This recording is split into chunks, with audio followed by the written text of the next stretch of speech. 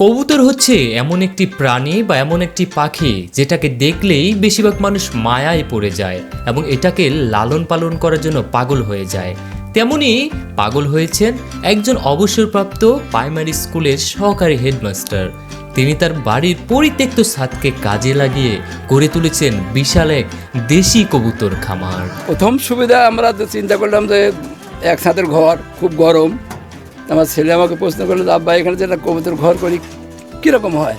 তখন ঠিক আছে, যদি করা হয় করো, আপত্তি নেই। তখন থেকে এই কাজ শুরু হলো।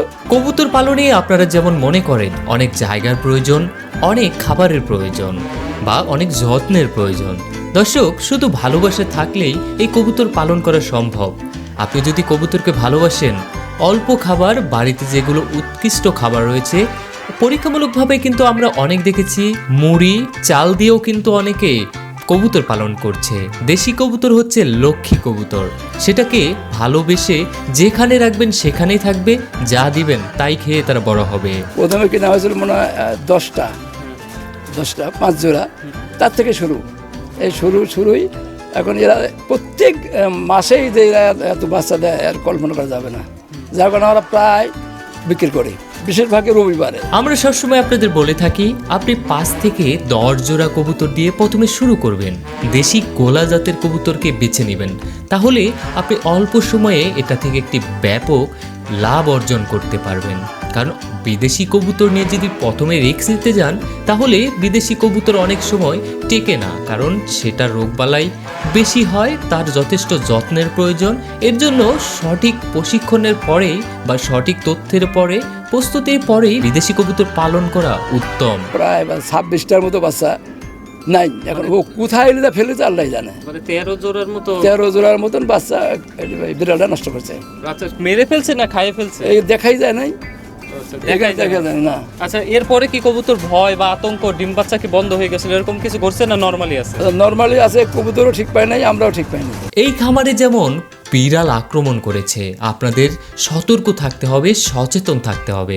আপনার কবুতরের ঘর এমনভাবে তৈরি করতে হবে সেখানে যেন অন্য কোনো পশু পাখি ঢুকতে না পারে। অনেক সময় পরিত্যক্ত ছাদে কবুতর পালন করলে অনেক কাক, চিল বেজি উঠে তারপরে কিন্তু কবুতরের ডিম খেয়ে নেয় বা বাচ্চা নষ্ট করে। তেমনই কিন্তু বিড়ালের আক্রমণে প্রায় 13 জোড়া কবুতরের বাচ্চা হারিয়েছেন এই খামারে। তাই আপনাদের এই বিষয়ে সতর্ক হতে হবে যেন আপনারও এমন যেন বড় ধরনের কোনো ক্ষতি না হয়। এখানে তেমন খরচ হয় না। এই খুঁটি তো আমাদের নিজস্ব খুঁটি ছিল, আমার ঘর ছিল, ঘর দশায় খুঁটিগুলো নিজের। আর এই চাল কত খরচ, 2-3 হাজার টাকার বেশি নয়।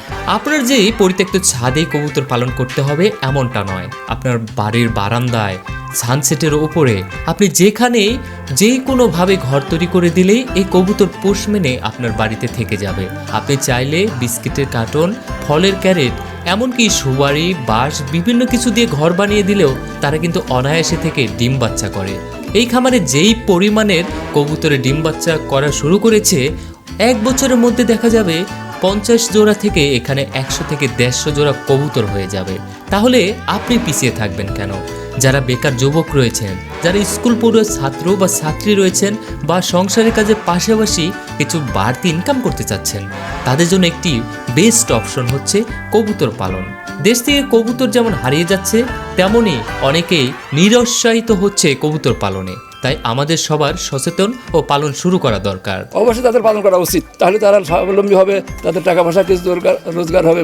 সবসময় বাবা মার কাছে যাওয়ার দরকার নাই। শেষ পর্যন্ত থাকার জন্য আপনাদের অনেক ধন্যবাদ। যারা ফেসবুক থেকে দেখছেন অবশ্যই শেয়ার করে দিবেন, যারা ইউটিউব থেকে দেখছেন অবশ্যই পাশে থাকবেন। আল্লাহ হাফেজ।